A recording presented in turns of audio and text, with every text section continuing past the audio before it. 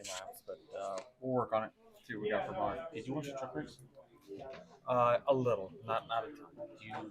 What do you think the new restart zone will that be beneficial for you Yeah, guys tomorrow? yeah. I think the restart zone is a good idea. Certainly helps with the stuff that goes on in turn one. So certainly, I think it's good. 51-point deficit to the regular season championship. How much of a weekend like this, where we talk so much about flipping the stages, do you guys focus on chasing the win or chasing the points, especially with as much speed as you guys? Yeah, I mean this track's a little bit different. We probably chase the points more than we chase win. I don't know that we're gonna have winning speed, but I think it's all circumstantial to kind of what everyone else does. So I think it's kind of fluid, and you don't really know until you make that one lap decision, right before the stage. Denny, I'm curious about Richmond next week. What is it like racing there, especially now that the surface has really gotten worn and the grooves have really started to move around?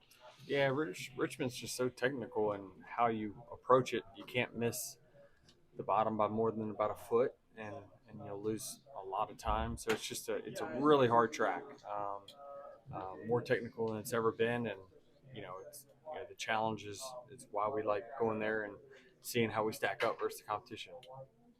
Does Richmond still hold the same sort of sentiment for you that it always has since you've won there so many times? Yeah, absolutely.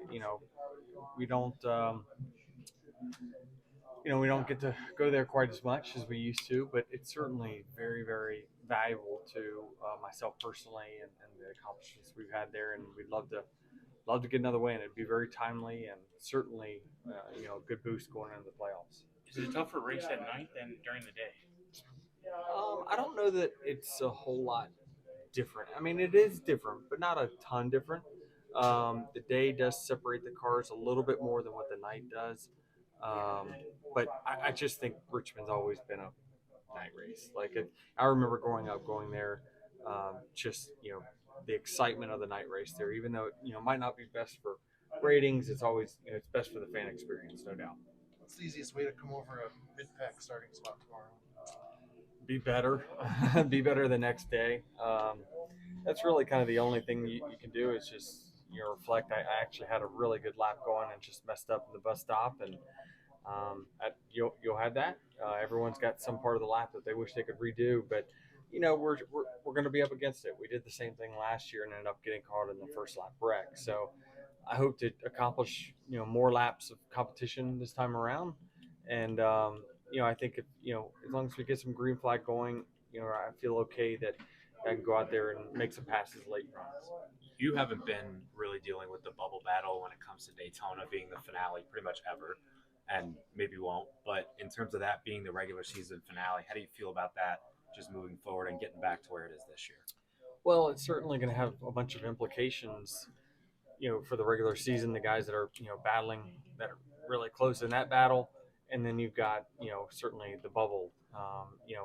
No one's going to feel really great about that, considering that, you can be leading the thing with 2-3 to go, and next someone that doesn't have a win comes up there and surprises, like Harrison Burton did last year. So certainly, if you're the one spot above, Daytona is one that you're not looking forward to. Do you like the schedule shift in the playoffs? There's some tracks coming out. There's some tracks that have different dates. Do you think that plays into your hands? It's certainly more favorable to me than it was last year. We had multiple road courses in the playoffs last year, just one this year, replaced with a flat track oval. So, I mean, that's certainly going to be more advantageous for me. Talladega being, in that second to last round, I don't know. Send you in the championship four. Certainly I wouldn't vote for it, even though that we've got just as good a shot to win as anyone. But certainly, it just that deciding who's in the final four, I'm not sure. Is Blaney's pole win today a statement for all the guys who aren't SVG? Maybe, but I thought even in practice that the 88 wasn't like the standout best. I thought there was a few cars that were pretty good. Yeah, I think it's going to be closer than people think, and I'm not really sure How tomorrow, what SVG's advantage is really is his racecraft, more so than his qualifying craft or anything else. So I still think he's going to be the guy to beat considering where he's starting, but I don't think it's going to be an easy go at it either. So I think he's going to have some tough competition up there. When drivers could look at each other's data, I think you were one of the ones like, hey, now I lose my secrets. Everybody can see what I can do. Okay, well, everybody can see what SVG does. And in this era of parity or an era of, look at all the data, we don't see somebody dominating a certain style track. Why? How is it that he's still been able to win 3 in a row on road courses, or as talented as you guys are, and with all the data that you guys have available to study and break them down? Well, one of the things is that his footwork. That's something that nobody replicates in the series. So while we can look at it and see kind of how he's doing things, we don't drive that style. It's almost like he golfs cross-handed and everyone else golfs conventional. So I don't know. We're going to be able to get close, but I just don't know how far, considering that he has an entirely different style than us. That if I go to Martinsville, everyone's using the same 2 pedals that I'm using, right? And they can time it and they can see it and replicate it. It's his style is harder to replicate just because he does things that none of us have driven before. But isn't there a way to counter that? I mean, okay, so if I Always. can't do, They're going to get closer. The drivers will get closer. There's no question about it. It's just, it will be hard to fully replicate if you don't switch to that style of driving.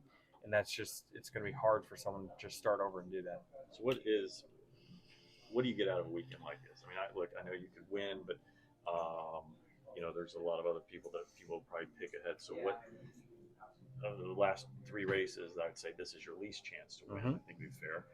So what do you get out of a weekend? What's the purpose of this weekend leading to Richmond and Daytona in the playoffs? Yeah, good question. I'm going to use what I've learned studying some of the better road course drivers, and I'm going to try to drive tomorrow a little differently. It's very, very small, minute changes, but I came into the weekend saying I wanted to change 2 particular things about my racecraft for tomorrow when I get in traffic, and so I will try to execute that. Wherever the results are, but I'm trying towards a bigger goal of getting better in the long term. Now, if it works the way you like it, is that something that you can use into Louisville, or is that Louisville course so different that you wouldn't be able to transfer it over? Should be able to use it at all road courses going forward, and maybe even some short tracks. Does the 11 team have any downfalls going into the playoffs? It's just road courses. The driver holds the team back on road courses, but other than that, there's one of them. Hopefully we can stack up at least a couple more wins between now and when the Roval happens. And if we can do that, then hopefully we'll have enough playoff points where we don't have to have a crazy stellar day, right? Like the last few years, we've had to just kind of get through there, don't have a 30-some place finish and move on. And so, we hopefully will be in that same position. How you getting any sleep?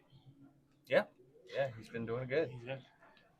Are you going to play Torrey Pines when we do Coronado next year? It sounds like a great idea. I feel like a lot of people would say you're the best driver in the sport right now. In your opinion, with one being the best, who is your top 5 in the sport right now?